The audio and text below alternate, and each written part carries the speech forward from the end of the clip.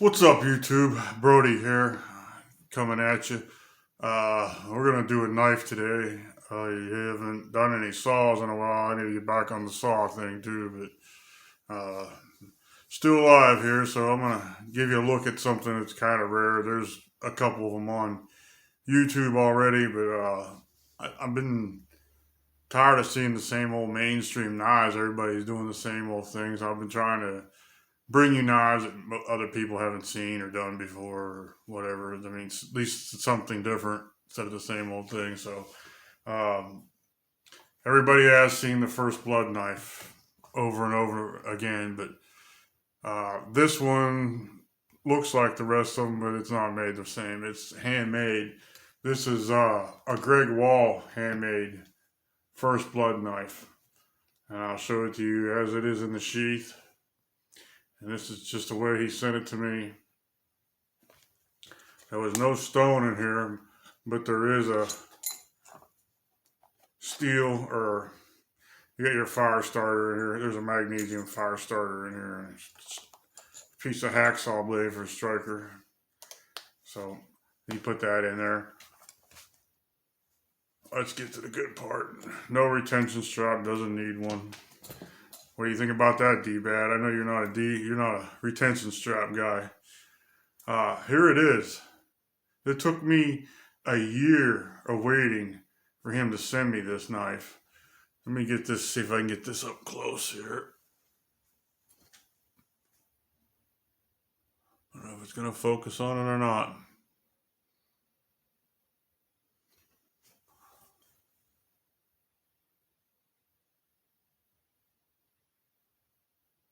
Nope. Well, anyway, it says Greg Wall on here. This knife is made out of 440C.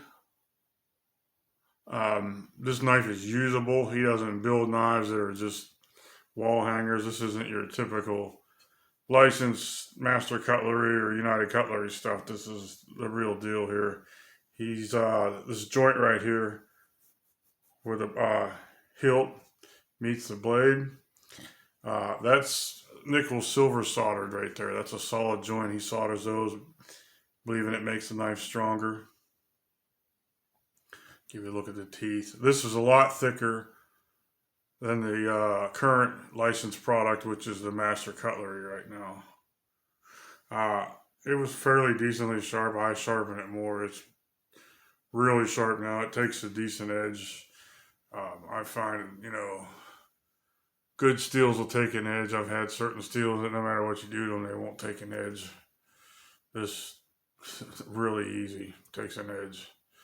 And it's 440C. I happen to like 440C. I'm not one of them new waves that thinks they have to have D2 and all these other exotic metals and everything else is junk. I mean, when I was growing up in the 80s, man, 440C is what you wanted, and now all of a sudden it's junk to everybody else, so whatever. I never broke one, but let's take a look at the actual Master Cutlery version right here. This is the Master Cutlery version of the First Blood. Here is the Greg Wall version.